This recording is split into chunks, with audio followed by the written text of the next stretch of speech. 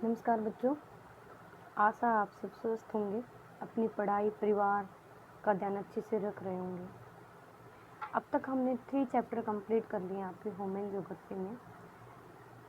3 chapter जो complete हो गए हैं, आपको उसको अच्छे से रिवीजन करना है। जो बच्चा पिछली वीडियो नहीं देख पाया, यूट्यूब पे अवेलेबल है, वो देख सकता है। आप चैनल को एक बार सब्सक्राइब कर लें ताकि तब भी मेरी वीडियो आए आपको पता चल जाए, नोटिफिकेशन आ जाएगा कि मेरी वीडियो आ गई है। अब आज हम जिस चैप्टर में को करेंगे वो है मानव का पर्यावरण तथा अनुकूलन। सेकंड यूनिट स्टार्ट हो गई है आज से आपके human adaptation to the environment, कि कैसे मानव जो विपरीत परिस्थितियाँ हैं, इन्वायरमेंट बिल्कुल सूटेबल नहीं है ह्यूमन के लिए, वहाँ कैसे अपने आप को उसने बनाए रखा, उसके बारे में हम पढ़ेंगे।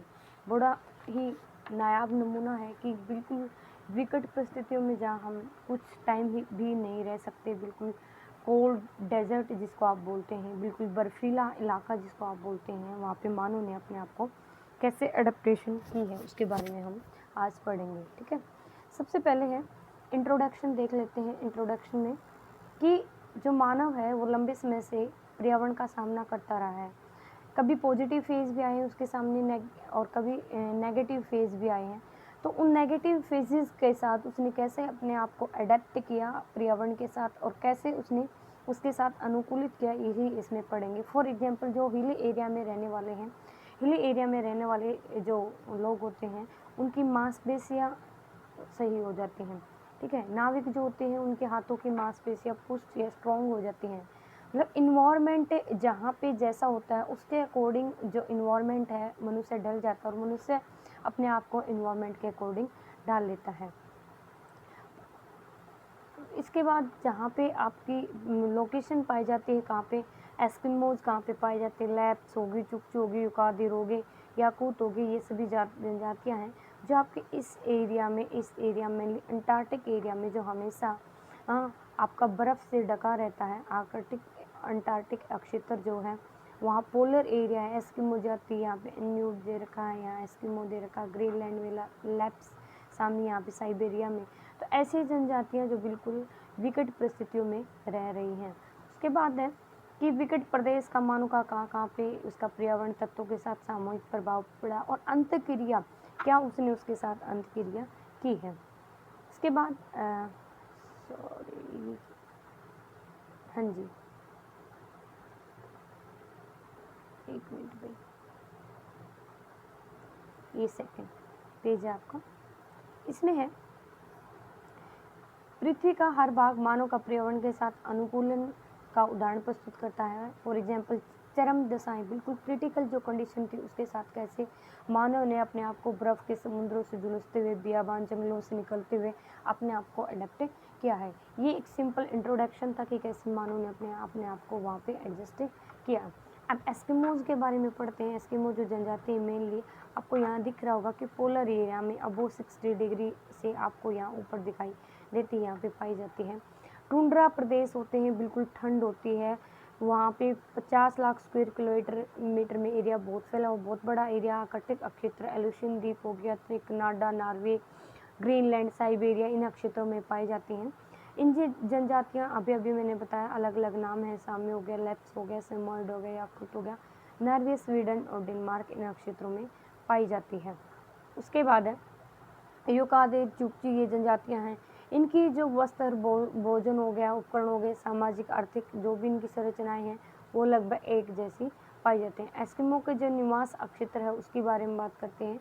एस्किमो का निवास क्षेत्र भी मैंने बताया टुंड्रा में है, एक तो कनाडा में, समीपवर्ती क्षेत्रों में हडसन, ग्रीनलैंड, बेफिन, और 60 से 70 डिग्री अभी बताया था ना। आपके 3 जोन होते हैं, जो इसमें एक ये हो गया ट्रॉपिकल जोन, ये हो गया टेम्परेट जोन, ये हो गया पोलर जोन। तो पोलर जोन अबो 60 में ये पाई जाती हैं। उसके बाद है लक्षणों के आधार पे मेनली इनको माना जाता है कि साइबेरिया से आए थे, लेकिन मूल निवासी अमेरिका के साइबेरियन टुंड्रा के लोगों से अधिक इनकी मेल खाती है।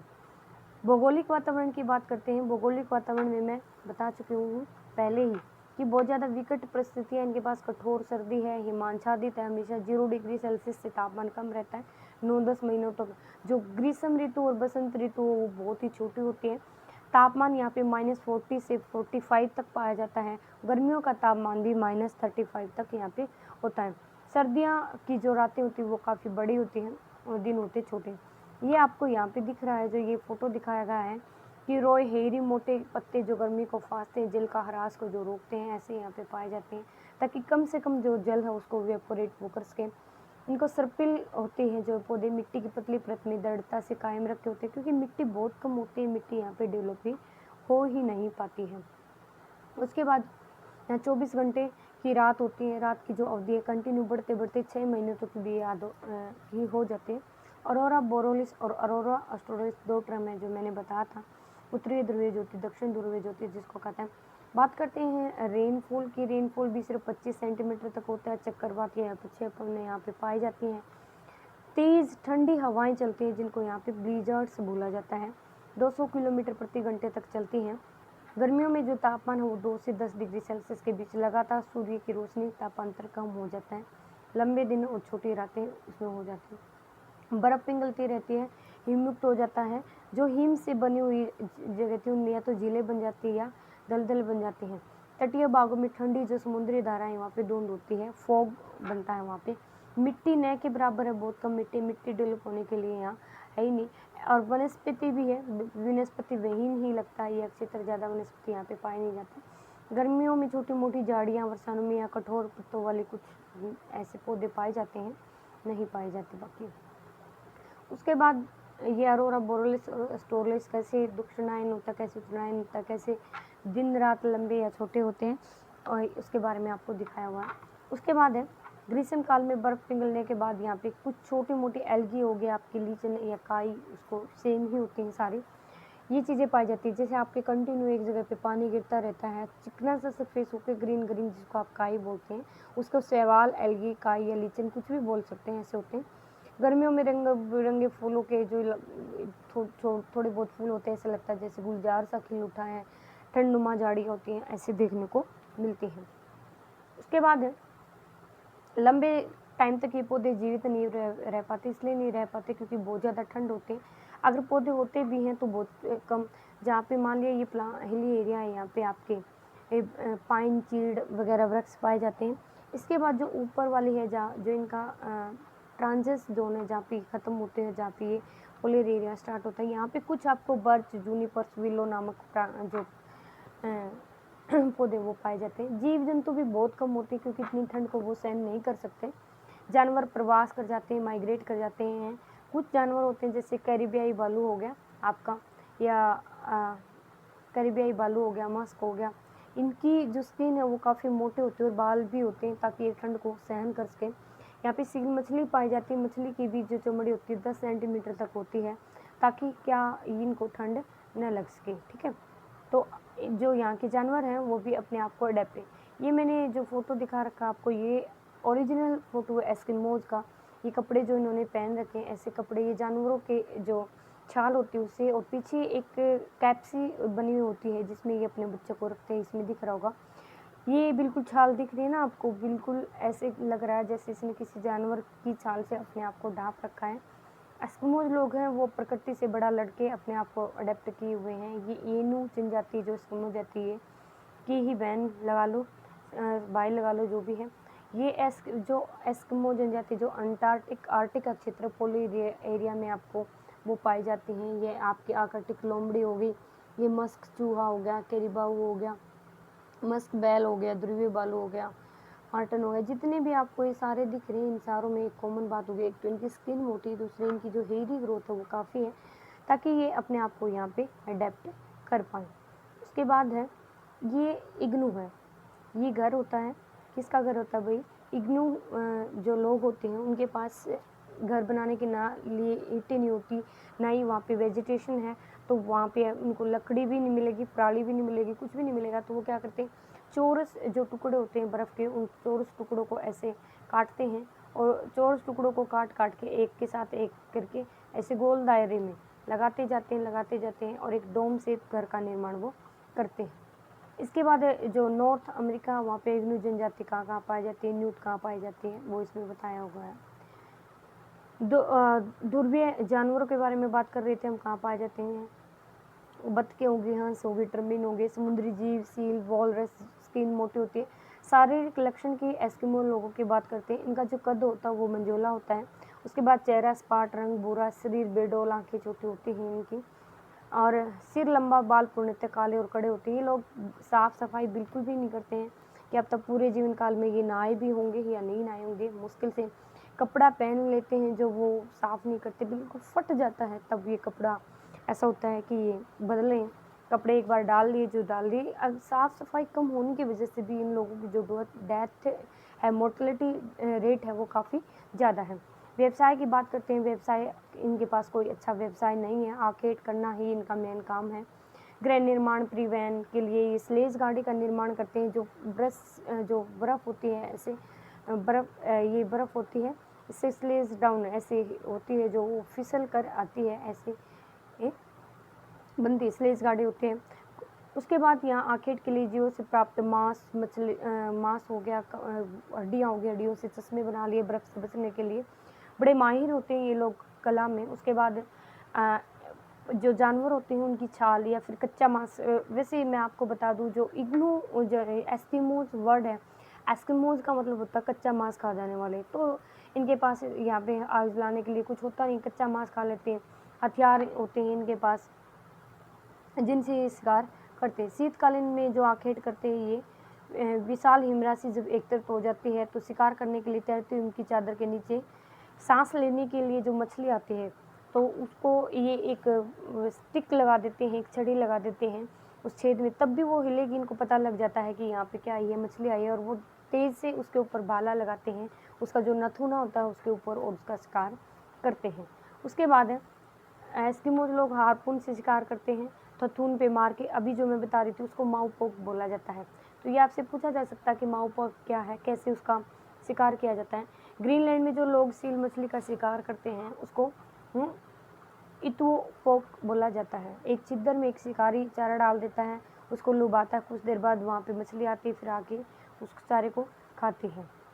जो बसंतकालीन मार्च के बाद होने वाला जो एस्किमो परिवार में खुले जल में शिकार करते हैं, सील के झुंड होते हैं। धनुष बाणों से यहाँ पे शिकार किया जाता है, हार्पून से शिकार किया जाता है मछली का। उसको क्या बोला जाता है, उसको बोला जाता है उतोक। ठीक है, उतोक शिकार क्या होता है, इतुओक क्या होता है, ये अलग अलग टाइप के शिकार होते हैं, आपको पढ़ लेने। यहाँ पे कस्तूरी मर्ग बालू, कैरिबियाई बालू, बेफिन द्वीप, हडसन की खाड़ी, उत्तरी किनारों में एस्किमोज लोगों को शिकार करने का तरीका अब कुछ बदलने लगा है। ये जहाँ पे आपको अंटार्कटिक क्षेत्र दिखाया हुआ है, ये फोटोज़ हैं। इनके हथियार अभी धनुष से करते हैं, भाले से करते हैं, किस चीज़ से शिकार करते हैं, न्यूयॉर्क लोगों के द्वारा। अब ग्रीनलैंड में जो आखेट किया जाता है सितंबर से, ये मैंने बता दिया।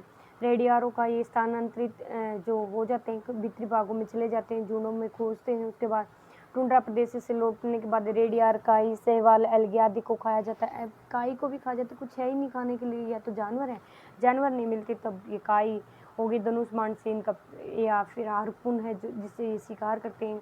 लोमड़ी, खरगोश, भेड़िए जैसे होते हैं, इनको फंदे या जाल की सहायता से इनका शिकार किया जाता है। बतखों, हंसों का शिकार किया जाता है हल्के बालों से। भोजन होता है इनका, मुख्यतः जो भोजन होता है सील, कैरिबिया, वॉलरस, ध्रुवीय बालू या व्हेल का होता है ना, ये वाला खाना इनका होता है। मांस का अधिकांश कच्चा मांस ही खाया जाता है। अभी मैंने बताया मांस को भून के नहीं खाया जाता, क्योंकि यहाँ पे संसाधन नहीं है जिनसे ये भून कर खा सके, ना ही इनके अंदर इतनी समझ है। तूफानी रातें होती, जानवर दक्षिण की ओर प्रवास कर जाते हैं और भोजन इनको नहीं मिल पाता काफ़ी दिनों तक भी। तो ये लोग भूख के मारे मंडराने लगते हैं, इधर उधर भागते हैं। ऐसा भी बताया जाता है कि जब इनको खाना नहीं मिलता, जो गांव का जो सबसे बड़ा व्यक्ति होता है इनमें, इस जनजाति में, वो कहीं पे चला जाता है और अपने आप अपनी डेथ कर लेता है, मतलब आत्महत्या कर लेता है ताकि उसके परिवार को खाना मिल सके। ऐसा भी इनमें पाया जाता है। वस्त्र के बारे में बात करूँ तो अभी बताया कि वस्त्र, ये कोई खास वस्त्र नहीं पहनते हैं। ऐसे ही चमड़ी से बने हुए वस्तुओं, कैरिबियाई का चमड़ा हो गया, चमड़े से अधिक गर्म और हल्का होने के कारण कैरिबियाई बालू यहाँ मिलता नहीं। ध्रुवीय बालू समूर की छाल से बनाए हुए इस तरह जो कपड़े पहनती वो भी खाद छाल से बने होते हैं और धागों से ही प्रयोग में इनको सिला जाता है। उनके जो जानवरों के छाल होते हैं उन्हीं से, या बाल होते हैं, धागे ऐसे ही बनाए जाते हैं। जो इनके द्वारा पहने जाने वाले कपड़े हैं, बाँधार वस्त्र होते हैं। पुरुष बदन के ऊपर जो जर्सी जैसा डालता है तिम्याक बोला जाता है। और तिम्याक के ऊपर एक और कपड़ा होता है जिसको ओढ़ना बोला जाता है, पजामा या कॉमिक भी उसको बोला जाता है। अमाउथ एक विशेष प्रकार का धारण करते हैं। उसके बाद है ये भी जो एस्किमोज लोग हैं उनके द्वारा दिखाया गया कि किन किन चीज़ों से शिकार करते हैं, कहाँ कहाँ पे पाए जाते हैं। ये मैं जिस चश्मे की बात कर रही थी कि इनके पास एक चश्मा होता है, वो ये जानवरों की हड्डी के द्वारा बनाया गया चश्मा, देख सकते हो आप। ये कला में कितने निपुण होते हैं, आपको दिख रहा होगा। उसके बाद यहाँ पे ब्लीजर्ड्स मैंने बताया, बिल्कुल ठंडी हवाएं चलती है, बर्फीली हवाएं चलती हैं, उनसे बचने के लिए चश्मा पहनते हैं, ये बताया हुआ। घर के बारे में मैंने बता दिया कि जो घर इनके परमानेंट घर नहीं होते हैं, बर्फ़ को पाट पाट के घर बनाते हैं। ग्रीष्म काल में लोग पशुओं की हड्डी या डांचे मंड करी जो छाल होती है उसको ढक कर घर बनाया जाता है तंबू। 50-60 सालों से खालों को एक दूसरे के ऊपर सील 50-60 जो सीलों की जो खाल होती है उसको एक साथ सील दिया जाता है। उसके बाद उससे घर या शिविर का निर्माण किया जाता है। शीतकाल में जो मकान होता है वो इग्लू होता है। इग्लू मकान कैसा, मैंने पीछे फ़ोटो भी दिखाया है। वो चोर जो होते हैं इसके बर्फ़ को रख के वो बनाए जाते हैं। ये एरा इग्नू का कैसे जैसे ये रखा जा रहा है, यहाँ पे आपको दिख रहा होगा ना, यहाँ पे कंटिन्यू गुंबद नुमाई बनाए जाते हैं, वृत्ताकार होते हैं। इसमें छोटा सा दरवाजा होता है जिससे रेंग कर अंदर जाया जाता है। एक ऊपर इसमें छिद्र होता है जहाँ से हवा होती है, वो बाहर की तरफ निकल के थर्मस प्लास की बात काम करती है। ये गर्मी को बाहर नहीं जाने देती। बर्फ़ की छत होती है, आर पार है एक छोटा सा छिद्र वेंटिलेशन के लिए होता है। इग्नू एक छोटा सा द्वार होता है जिससे लेट कर या सड़क पर जाया जाता है। अभी मैंने बताया ये आपका यहीं पे कंप्लीट होता है भाई। ये हमने उनके भोजन के बारे में, उनके कपड़ों के बारे में, उनके घर के बारे में, उनके व्यवसाय के बारे में किया। छोटा सा जो पार्ट है वो रहता है, वो हम कल कर लेंगे इसका, कि लोग क्या क्या करते हैं। अगर आप चाहते हो वीडियो ज़्यादा लंबी ना हो तो हम इसमें देख लेते हैं कि इनका क्या व्यवसाय है। With the passage of time ये लोग थोड़ा सा डेवलप होने लगे हैं, व्यापार करने लगे हैं। अब उसके बारे में हम कल डिस्कस कर लेंगे। आज इतना ही इनफ है, आपको ये कंप्लीट करना है। Thank you very much. जय हिंद, जय भारत।